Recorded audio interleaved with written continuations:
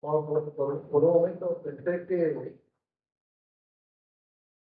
cuando empezamos el servicio y estuvimos cantando, por un momento pensé que ya había ocurrido el rapto. Y muy poquito que sí nos quedamos aquí, pero mira, ya hay más hermanos que llegaron, ¿verdad? Yo no comprendí. Eh, Vamos a dar unas partes de entrar al texto. Padre, gracias te damos en esta mañana. Te agradecemos, Padre.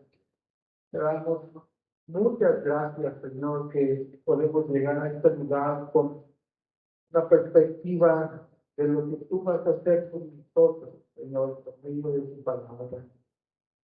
Señor, esta es una de las razones esenciales por las cuales somos iglesia. Que nos has convocado para escuchar la voz de tu Santo Espíritu. Y, sin embargo, Señor, el texto que vamos a ver es un texto que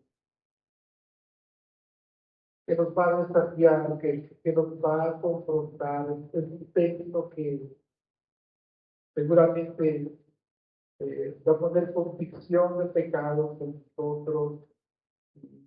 Señor, nosotros lo tomamos como parte de tu inspiración, como un texto que tú has dejado plasmado en las escrituras para la edificación de tu iglesia.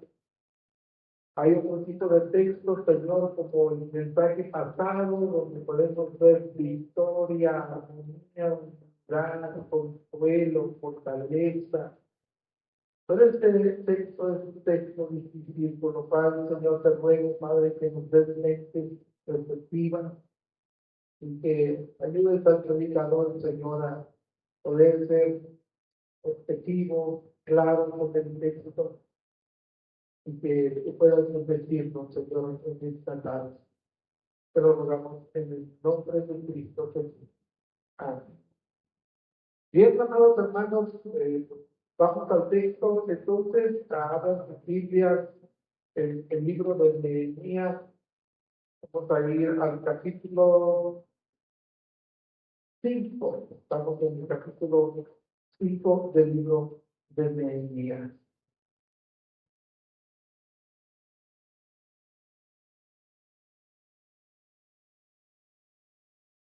Bien, la semana pasada, hermanos, escuchamos una predicación del resto del capítulo 4 y, y el resto de este capítulo, más bien todo el capítulo, creo que el capítulo 4 termina con una gran historia de todo el pueblo, ¿verdad? Escuchamos que el pueblo está reconstruyendo los muros a pesar de la oposición del enemigo, a pesar de la posición externa de los enemigos.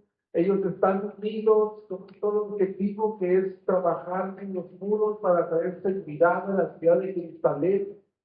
Y ellos están sobrepasando las burlas, las amenazas, la opresión, porque estaban juntos, trabajaron como se nos predicó la semana pasada, que en una mano tenían la espada y en otra mano tenían la pala, trabajando y estando alertas, montando guardias inclusive por medio de las familias, y no dejaron que sus enemigos destruyeran la obra. Es prácticamente el mensaje del final del capítulo 4. Sin embargo, en este capítulo 5, hermanos, vemos otro tipo de oposición, así como lo vamos a estar predicando. Una oposición que viene de adentro del mismo pueblo de Dios, un conflicto interno.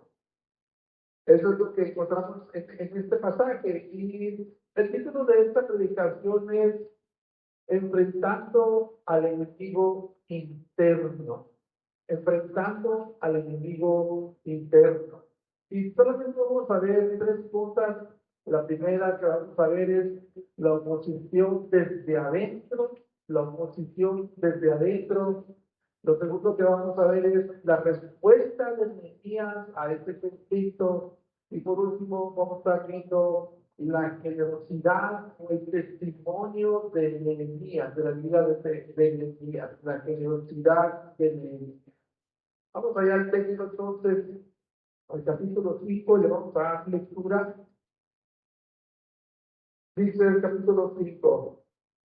Y hubo gran clamor del pueblo y de sus mujeres contra sus hermanos judíos. Había quienes decían, nosotros, nuestros hijos y nuestras hijas, somos muchos, por tanto, que se nos dé trigo para que comamos y vivamos. Había otros que decían, nosotros tenemos que empeñar nuestros campos, nuestras viñas, nuestras casas, para conseguir grano a causa del hambre. También había otros que decían, hemos pedido dinero prestado para el impuesto del rey sobre nuestros campos y nuestras viñas. Ahora bien, nuestra carne es como la carne de nuestros hermanos y nuestros hijos como sus hijos. Sin embargo, estamos obligando a nuestros hijos y nuestras hijas que sean esclavos. Y algunas de nuestras hijas ya están sometidas a servidumbre y no podemos hacer nada porque nuestros campos y nuestras viñas pertenecen a otros. Entonces me enojé en gran manera. Esto es Nehemías.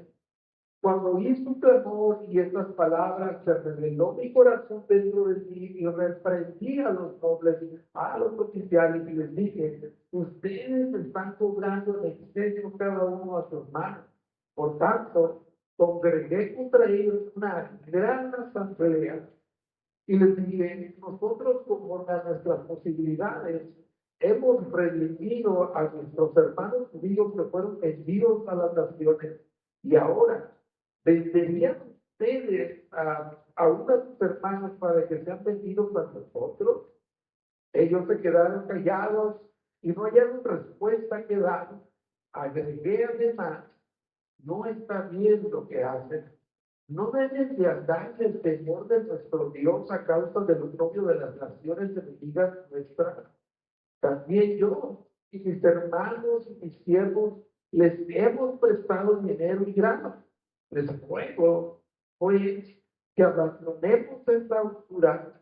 Les ruego que hoy mismo les devuelvan sus campos, sus viñas, sus olivares, sus casas, también la última parte del dinero y del grano y del vino y del aceite que están exigiendo de ellos.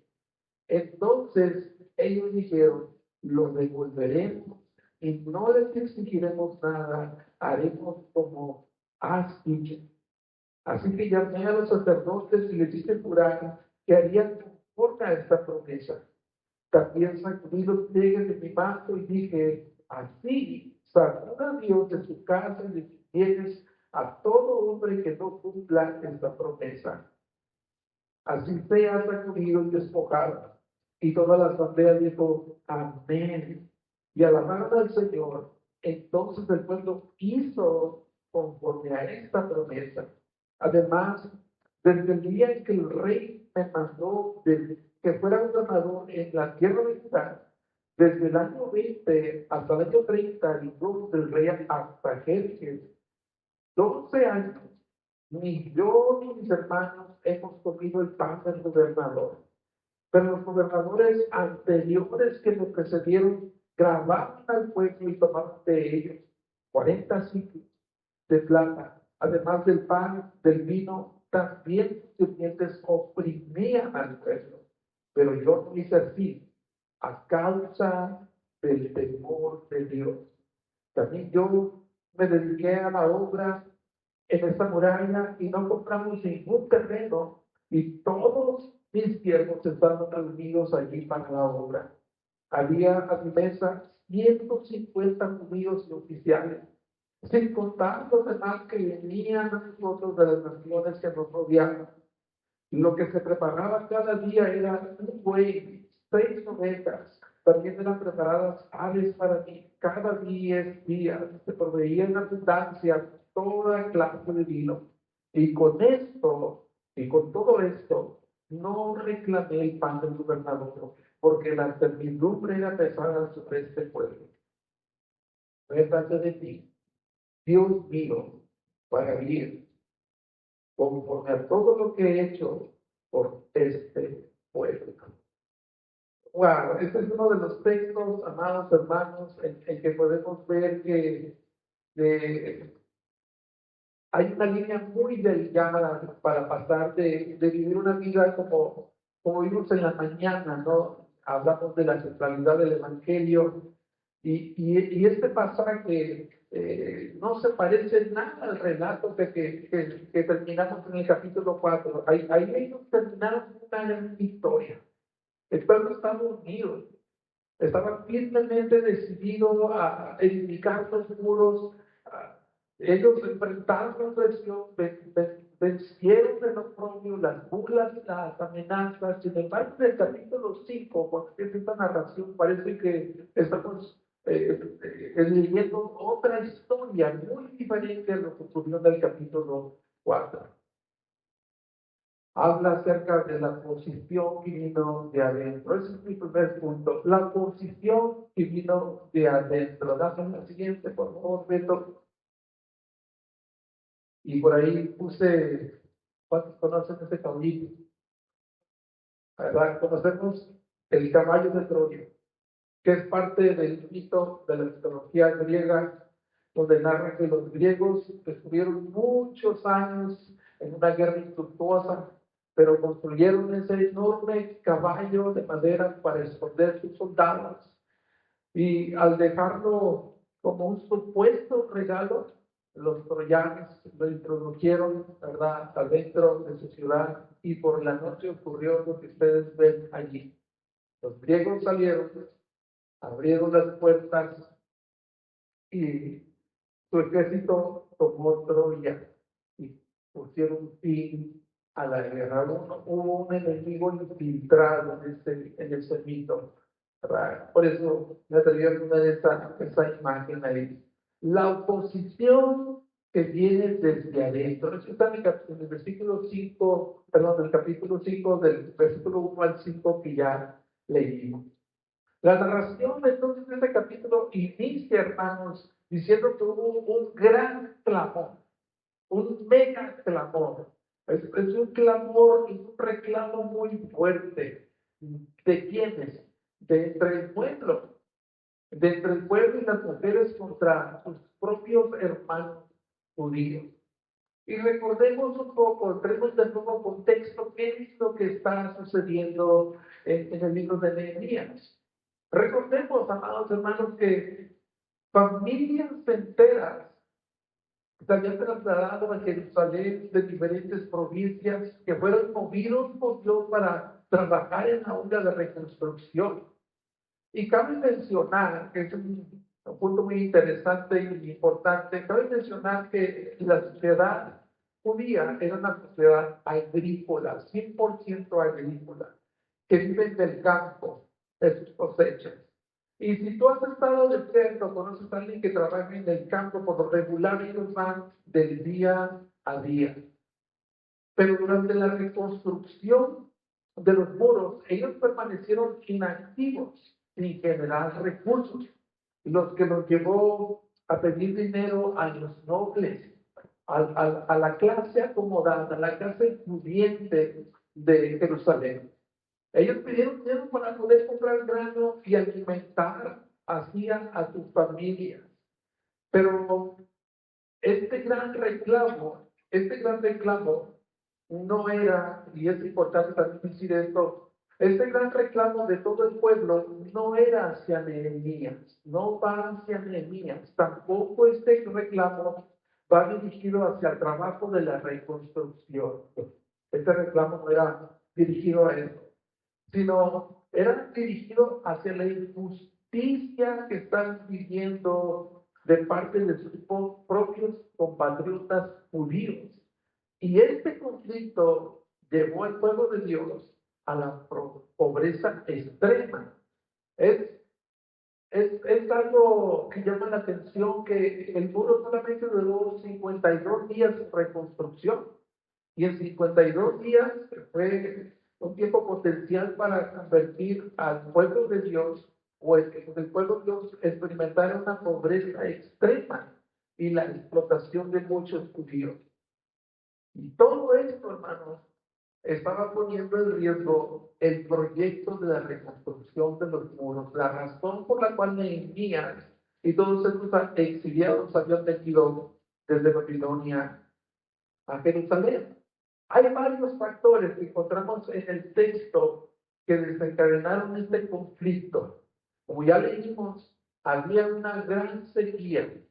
Había sequía que provocó una hambruna, una escasez de alimentos en la región.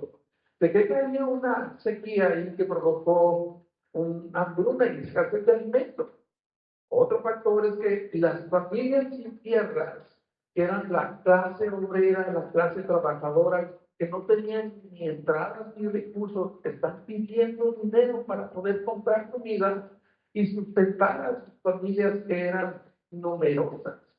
Otro factor es que las familias, ahora que estas sí tienen tierras, estas familias tienen tierras, pero se están viendo obligados a hipotecar sus tierras para poder comprar alimentos.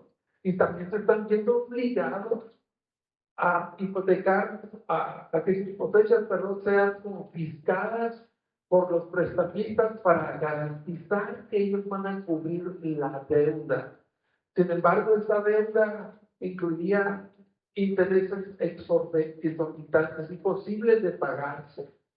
Y otro factor también es que las familias que tuvieron, otro grupo que menciona, son otras familias que tuvieron que pedir prestado para pagar el impuesto persa. Sabemos que ellos eran parte de la provincia del reino persa y tenían que pagar su impuesto por sus cosechas, por sus tierras, al imperio persa. Y lo más grave del asunto, creo que hay algunas familias, había algunas familias que habían sido obligadas a vender a sus hijos y a sus hijas como esclavos para pagar las deudas. Estos son algunos de los factores que orillaron este conflicto. Ahora, quiero detenerme un momento para hablar acerca de que el enemigo exterior en el capítulo 4 trató de detener la obra. Satanás, usando a Sanballat y Tobías, el árabe y todas esas gentes que se unieron a ellos con el propósito de defender la obra de Dios, Satanás ya había intentado detener la reconstrucción de los muros usando la opresión que venía desde los enemigos de afuera. Y al no funcionar, Satanás eligió el arma favorita de su arsenal. ¿Cuál es esa arma? Las divisiones internas. Él provocó una división interna. Y es donde el enemigo, hermanos, pega más fuerte cuando hay divisiones internas. Y no estoy muy contento con lo que voy a decir porque es una tristeza, amados hermanos, reconocer que en ocasiones la oposición a la obra de Dios que viene del mismo pueblo de Dios es una realidad. Y Jesucristo, hablando de esto en su ministerio terrenal, cuando él estaba expulsando demonios, trayendo liberaciones sobre las personas que escuchaban el evangelio, alguien de los fariseos lo acusó diciendo, él echa afuera los espíritus por Belzebú. Y Cristo dijo, contestando, de todo reino dividido contra sí mismo es asolado. Toda ciudad o casa dividida contra sí misma no se mantiene en pie. Y esta verdad puede ser aplicada a la iglesia. Y podemos ver qué es lo que está ocurriendo en el pueblo de Dios. Ahora vayamos al siguiente punto número 2. ¿Cuál es la respuesta de Nehemías a este conflicto? ¿Cuál es la respuesta de Nehemías a este conflicto? Eso lo encontramos en los versículos 6 al 13. Hasta aquí estamos bien. Bueno, hay dos respuestas iniciales. La primera es el enojo y la indignación de Nehemías. Y hasta ahorita, los capítulos que vamos predicando, capítulo 1, 2, 3 y 4, incluyendo la introducción, Podemos ver a Nehemías como un siervo de Dios, como un hombre de fe, de oración, con una vida ejemplar, pero ahora está enojado ahora Nehemías. Y Nehemías, según este pasaje, dice, me enojé. Y checa cómo dice, ¿no? Entonces me enojé en gran manera. Tuve un mega enojo. Me enojé en gran manera. Y él no se enojó un poquito. Él estaba bastante molesto. Bastante molesto. Sin embargo, hermanos, el enojo de Nehemías es un enojo justificado por la injusticia que está viviendo en el pueblo. Y checa lo que dice el versículo 7: se reveló mi corazón dentro de mí al escuchar tu clamor y sus palabras, se reveló mi corazón dentro de mí y reprendí a los nobles y a los oficiales y les dije, ustedes están cobrando en exceso a cada uno de su hermano. El enojo entonces de Nehemías es un enojo justificado por la injusticia que se está viendo entre el pueblo. Pero llama nuestra atención el versículo 7 que dice, se reveló mi corazón. Y literalmente creo que esta traducción no nos da la idea de qué es lo que está tratando de comunicar Nehemías o qué es lo que está sintiendo Nehemías. Se reveló mi corazón, esta palabra literal aquí es aconsejé mi corazón o me aconsejé a sí mismo. ¿Qué quiere decir esto? Que cuando Nehemías escuchó el clamor y las quejas de todo el pueblo, Nehemías estuvo, meditó, tomó el tiempo para reflexionar, para evaluar la situación, se aconsejó a sí mismo. Y yo creo que una de las preguntas que él se hizo ahí a sí mismo es, ¿qué haría Dios en esta situación? ¿Qué haría Dios en esta situación?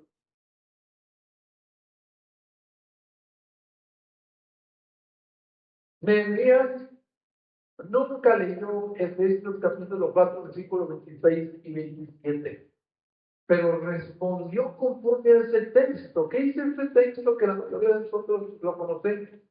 Enójense, pero no pequen. No se ponga el sol sobre su enojo, ni dé lugar al diablo. Y quiero tener aquí para hablar acerca de esto, del enojo o la ira que todos nosotros de alguna manera experimentamos por circunstancias que se nos presentan. Y qué bueno que podemos encontrar en Nehemías un ejemplo. Nehemías es un ejemplo de un hombre piadoso de cómo manejar el ejemplo. Podemos tomar un ejemplo de Nehemías para nosotros de un hombre piadoso y santo de cómo manejar el enojo. Inmediatamente podemos ver que el enojo de Nehemías es un enojo controlado bajo el dominio propio, es una ira santa, es una ira piadosa. Y por otro lado, tenemos nosotros el enojo no controlado que lleva al pecado. Y de esto quiero hablar un poquito. Y dame la siguiente, esta es la que sigue, la otra, la que sigue, a ver si dan ahí, van a aparecer unas imágenes ahí.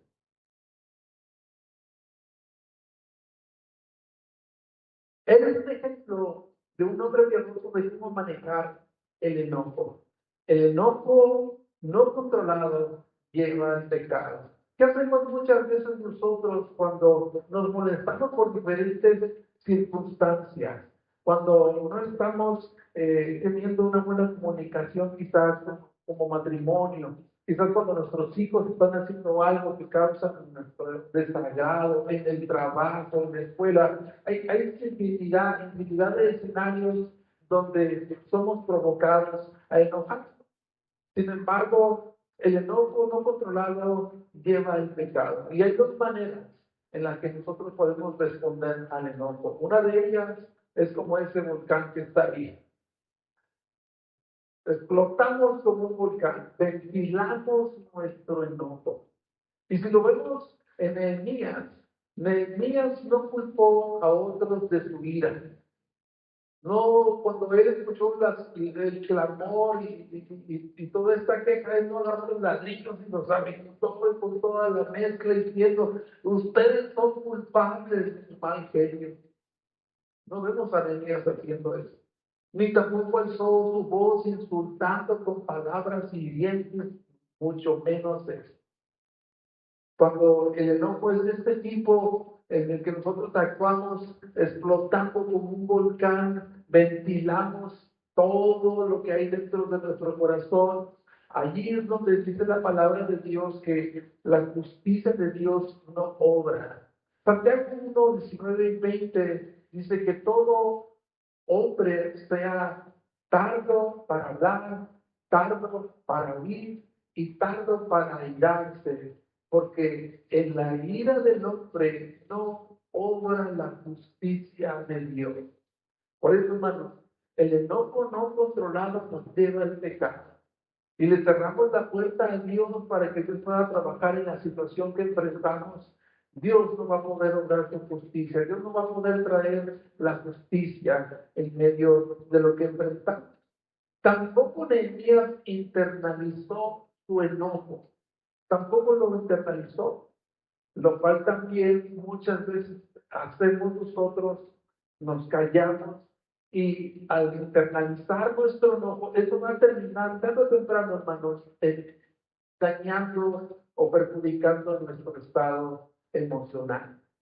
Entonces, el enojo de Nehemías estuvo bajo dominio propio, que es lo que dice el Espíritu Santo, que nos da como fruto del Espíritu. Estuvo bajo el dominio propio. Fue una ira santa.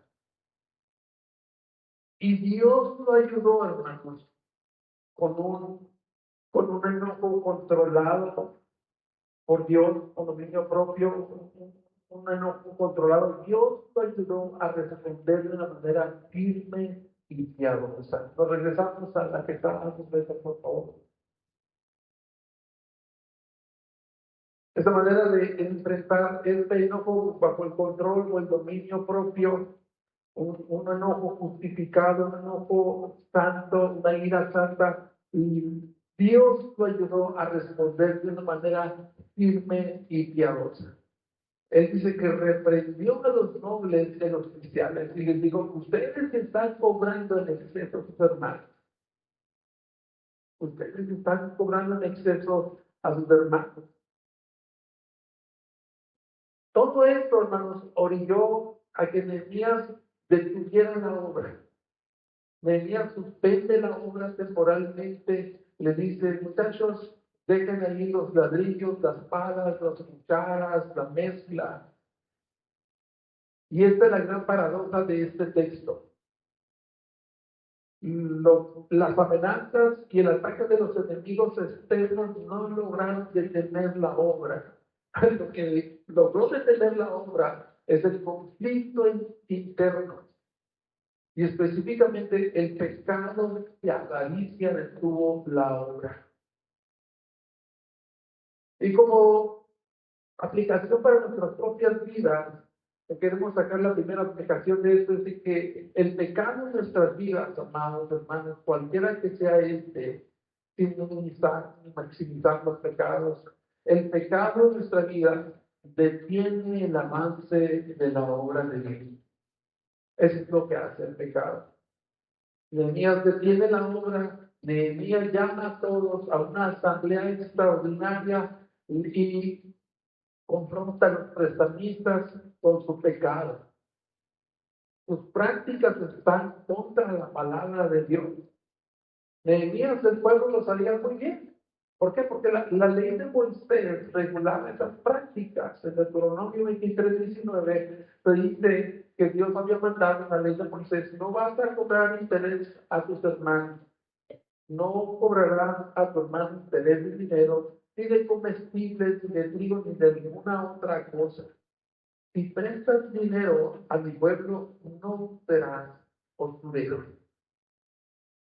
¿Te das cuenta que los préstamos que se estaban haciendo ahí no era el problema, los préstamos no eran el problema que originaron el conflicto. Lo que era ilícito es esta práctica de los intereses exorbitantes que prácticamente llevaron a la pobreza extrema a todos los que estaban trabajando en los muros. Y Nehemías les dice: ¿qué es lo que ustedes están haciendo? Nosotros a duras penas hemos podido redimir, comprar a nuestros propios hermanos que fueron vendidos como esclavos durante el tiempo de cautividad. A duras penas los hemos rescatado. Y ustedes, les dice, se han convertido en mercaderes de esclavos de sus propios hermanos. Ustedes están cometiendo una blasfemia contra Dios. Porque Dios dice: no vas a vender a mi pueblo como esclavos, ellos son mi pueblo. Esto que dice también la ley de Dios. Y quiero hacer un momento ahí para ver que hasta el momento, cuando ocurrió este gran clamor y esta gran queja, nadie había tenido el valor de decirles lo que les dice Nehemías: no está bien lo que ustedes están haciendo. Nehemías tuvo el valor de confrontarlos. Nehemías tuvo el valor de exhortarlos. Y déjame decirte una cosa, amado hermano. Nosotros pertenecemos a la iglesia, a la comunidad de la iglesia, a los unos por los otros, a cuidarnos los unos por los otros, a orar los unos por los otros, a llevar las cargas los unos por los otros. Y también esta parte, nosotros somos llamados a cuidarnos los unos de los otros. Y Nehemías reprende, exhorta y les dice: ustedes no están haciendo, no hacen bien con lo que están haciendo. Y podemos aplicarlo a nuestra vida y decir lo siguiente: si tú no amas a tu hermano con el amor de Dios, si yo no amo a mi hermano, mi hermana con el amor de Dios, y lo ves que se está desviando del camino, lo ves que se está desviando del camino, lo que vas a hacer es confrontarlo. Si no lo haces, no lo amas verdaderamente. No lo amas verdaderamente. Nehemías nos confrontó porque nos amaba. Y eso es lo que dice en 1 Corintios capítulo 13. El amor no se goza de la injusticia. El amor de Nehemías a su pueblo, a sus propios compatriotas, lo llevó a confrontarlos. Lo llevó a exhortarlos. Porque el amor no se goza de la injusticia. Y pues hermanos, ¿a quién le gusta de nosotros? ¿A quién le gusta que le digan sus verdades? A nadie, ¿verdad? A nadie nos gusta que nos saquen nuestros trapitos al sol, como decimos coloquialmente nosotros.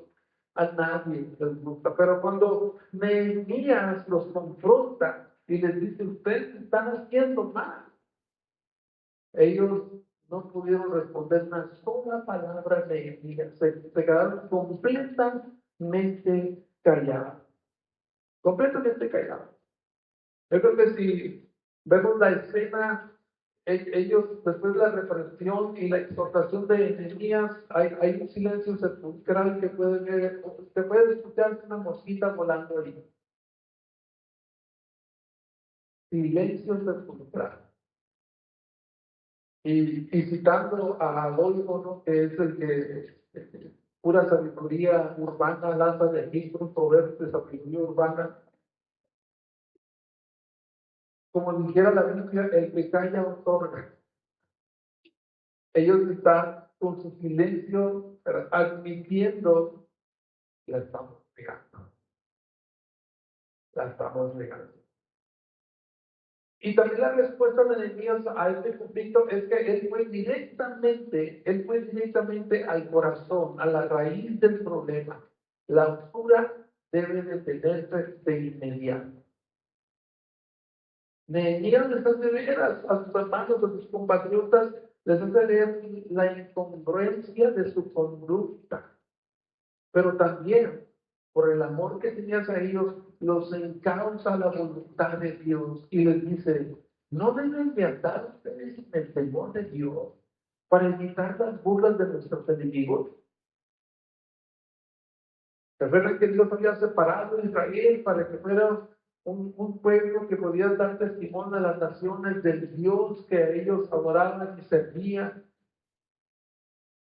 Dios nos apartó de todas las naciones para hacernos un pueblo especial y para que pudiesen ver las demás naciones paganas que había un Dios verdadero y que este pueblo pudiese modelar la palabra de Dios, la fe hacia ese pueblo, hacia ese Dios. Y de aquí también podemos tomar una aplicación para nosotros, hermanos. Y podemos decir que lo que les dijo Nehemías, no deben de andar en el temor de Dios. Y la Biblia, hermano, nos habla acerca de que el temor reverencial al Señor, la Biblia considera el temor reverencial a Dios como el fundamento de la vida cristiana. Salmo 111:10 dice, el principio de la sabiduría es el temor a Dios. Proverbios 8:13 dice, el temor al Señor es aborrecer el mal. ¿Cuántos recuerdan, esta escena cuando José salió corriendo cuando la esposa de Potifar se le insinuó en el capítulo 39:9? Checa cómo dice José en el versículo 9. Desde el versículo 8. El 7, perdón. Sucedió después de estas cosas que la mujer de su amo miró a José con deseo y le dijo, acuéstate conmigo, pero él rehusó y dijo a la mujer de su amo, estando yo aquí, mi amo no se preocupa de nada en la casa y ha puesto en mí, en mi mano, todo lo que posee. No hay nadie más grande que yo en esta casa y nada me ha rehusado excepto a usted, pues es su mujer. ¿Cómo entonces podría yo hacer esta gran maldad y pecar contra Dios? ¿Te das cuenta que José tenía un temor reverencial hacia Dios? No había nadie en esta habitación.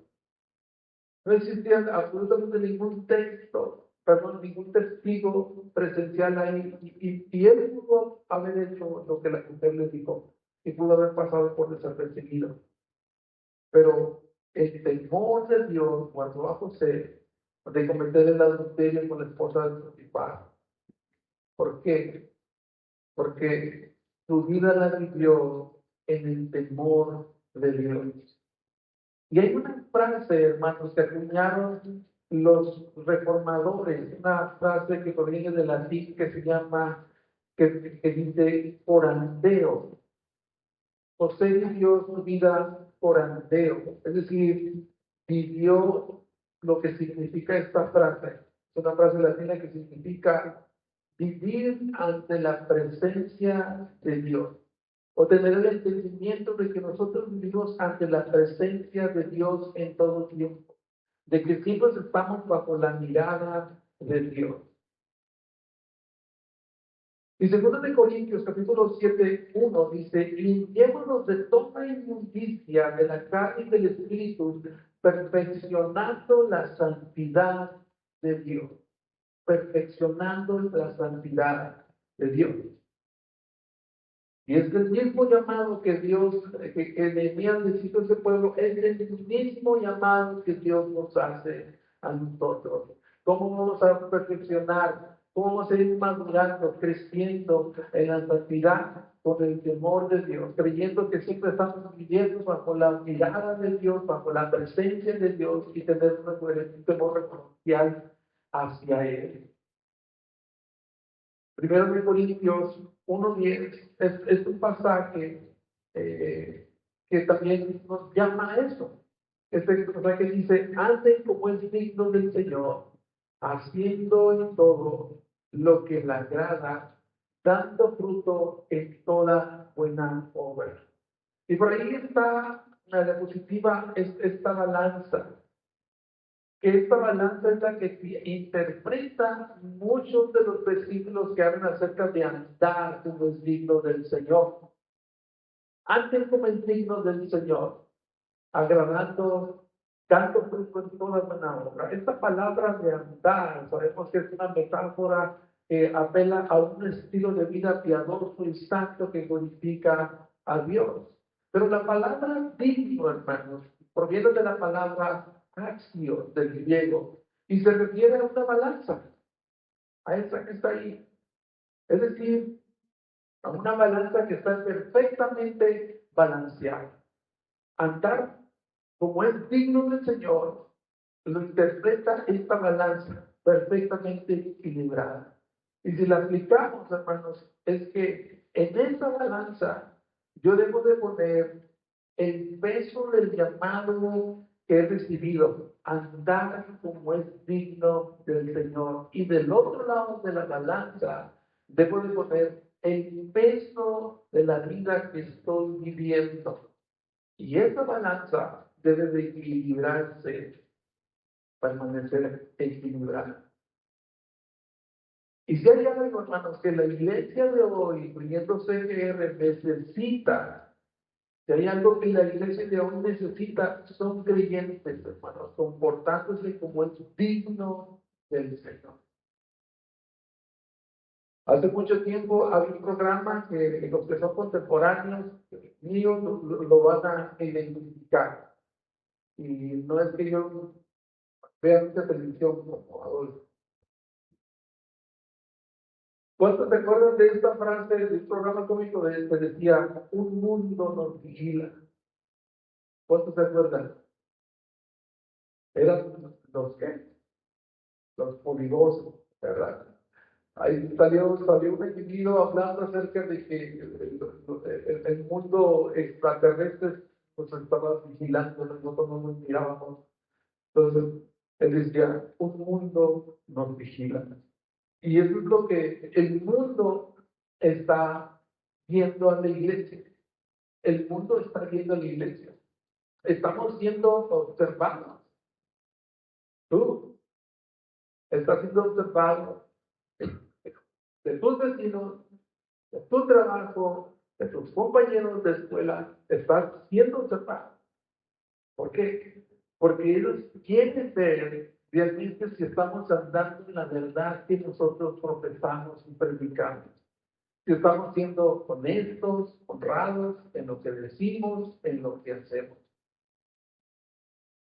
Y Nehemías, volviendo a Nehemías se mantuvo fiel al Señor porque se mantuvo viviendo en el temor de Dios.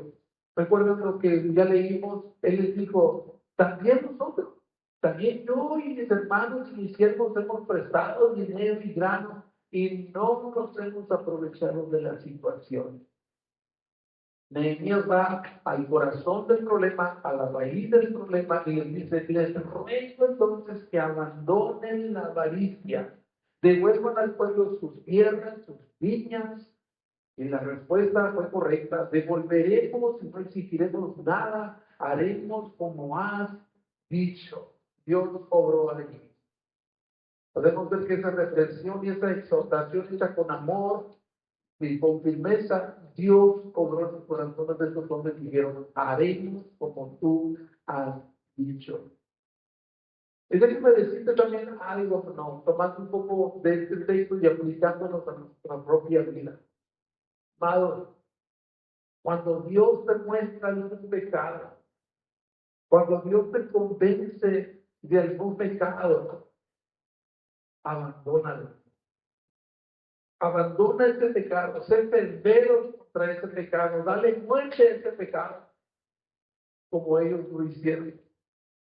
Y si es posible, déjame hablarte pastoralmente, si es posible, hazte responsable y rinde cuentas a un hermano íntimo, como habló Iván en esta mañana. Hazte responsable y rinde cuentas a un hermano íntimo. Si no, pide ayuda en consejería en la iglesia. La respuesta de parte de ellos, le vamos a devolver absolutamente todo haremos como tú has dicho. Y la respuesta de Nehemías, ¿qué hace Nehemías? Bueno, a pesar de que escuchó una respuesta satisfactoria, Nehemías lo que hace ahora es convocar a los sacerdotes para fundamentar a los prestamistas que harían conforme a esa promesa.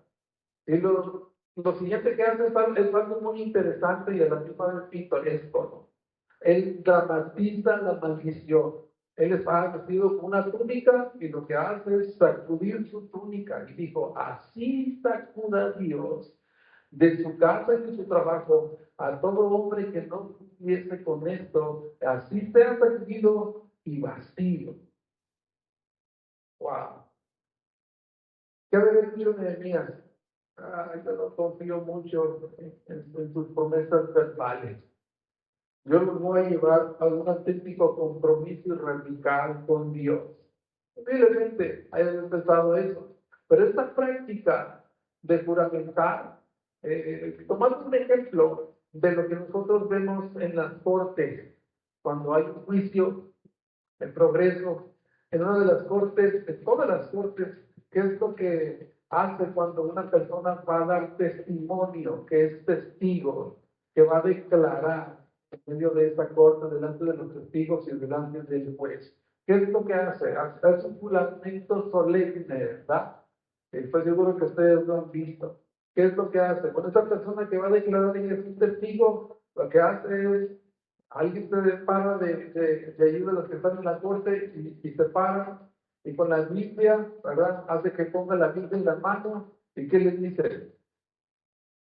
Jura decir toda la verdad y nada más que la verdad. Y dice, ¿verdad que sí? Nehemías, el juramento que está practicando al pueblo, específicamente a los prestamistas, él está apelando a Dios. Está apelando a Dios como el único testigo y guardián de que ellos van a cumplir esa promesa. Quiere asegurar de que este pueblo cumpla lo que está prometiendo. Y de no ser así, Dios nos va a encontrar mentirosos. Y Dios va a castigar severamente su pecado. Eso es lo que está haciendo Nehemías. Los llevó a un compromiso auténtico y radical con Dios. Y lo tercero que vemos, que está en el texto, es el testimonio de vida de Nehemías. El testimonio de vida de Nehemías. O la generosidad de Nehemías, que está en los capítulos 14, en los capítulos 14 al 19. Puede aparecer una imagen de Nehemías. El testimonio de Nehemías como siervo de Dios me sigue impactando, como seguramente lo está haciendo contigo cada vez que escuchas una predicación y vamos avanzando en el libro. El testimonio de Nehemías me deja impactado y me reta. Constantemente este texto me está retando. Porque vemos su testimonio. Nehemías es el gobernador de Judá. Y su posición como funcionario persa le da el derecho legítimo a que él pueda recibir una pensión para el sostenimiento personal de él y de todos sus siervos, de toda su comitiva. Sin embargo, Nehemías dice en su memoria, aquí en capítulo 5, no reclamé el pan del gobernador. No reclamé el pan del gobernador. Nehemías no decidió exigir su derecho de colectar impuestos y aprovecharse de una condición en la cual ya estaban bajo opresión y servidumbre sus propios hermanos. Porque él dijo, esto va a agravar aún más la pesada carga sobre mis hermanos judíos. Y él menciona, hermanos, que por 12 años, wow, 12 años como gobernador, nunca tomó ni un solo centavo de lo que legalmente tenía derecho a recibir. Como muchos de los gobernadores que le precedieron, lo hicieron agravando la presión sobre el pueblo. Es decir, que Nehemías pudo aprovecharse y de repente ahí está Jerusalén. Podías encontrar letreros como innumeraria de Nehemías. Bien israelíes. Nehemías. Caja de ahorros, Nehemías y asociados, ¿no? Por 12 años, Nehemías no abusó de su posición ni de su autoridad para adquirir tierras, acumular fortuna, como los otros gobernantes lo hicieron. ¿Por qué? Porque Nehemías se mantuvo firme. Pero yo no hice así, dice el texto, yo no hice así a causa del temor de Dios.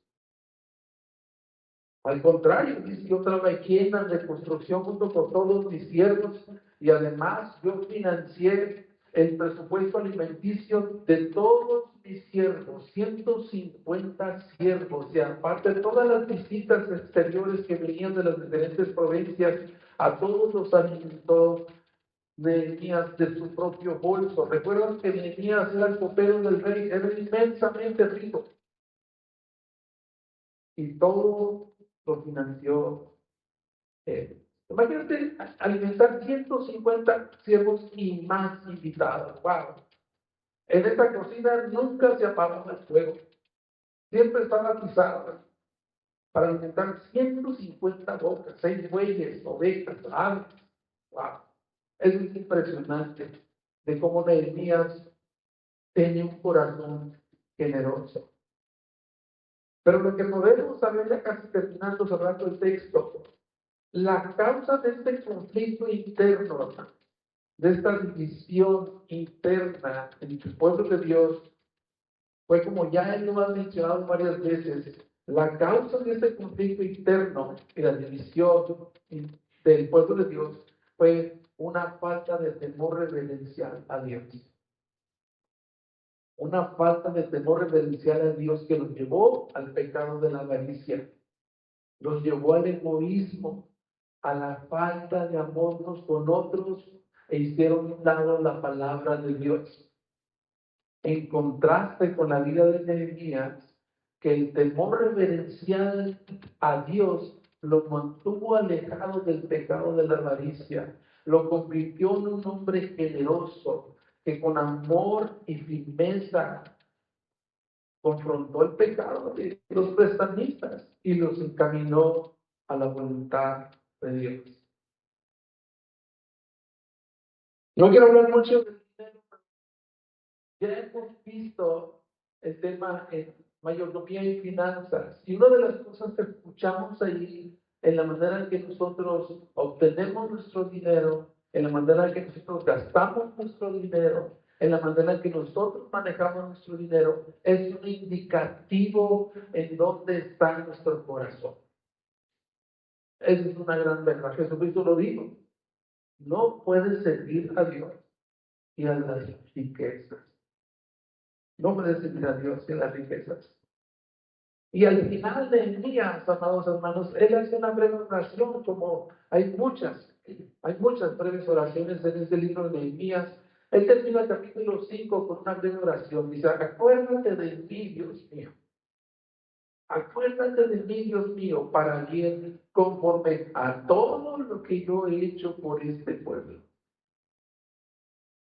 Y si no apreciamos bien lo que Nehemías está tratando de decir con esta primera oración, podemos decir que Nehemías está apelando a sus méritos, lo que yo he hecho, las obras que yo he hecho. Esta primera oración más bien nos da a nosotros testimonio de la fe y la confianza que tenía Nehemías en Dios y en sus promesas.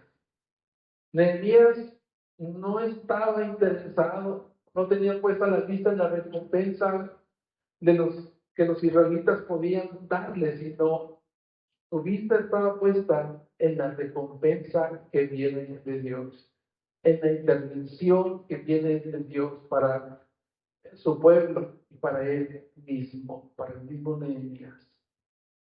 Terminando, la obra que hizo Nehemías, amados hermanos, para el pueblo de Dios es honorable, es un ejemplo para nosotros. La obra que hizo Nehemías por el pueblo de Dios es una obra suprema y honorable. Pero Jesús vino para realizar una obra mayor que la de Nehemías.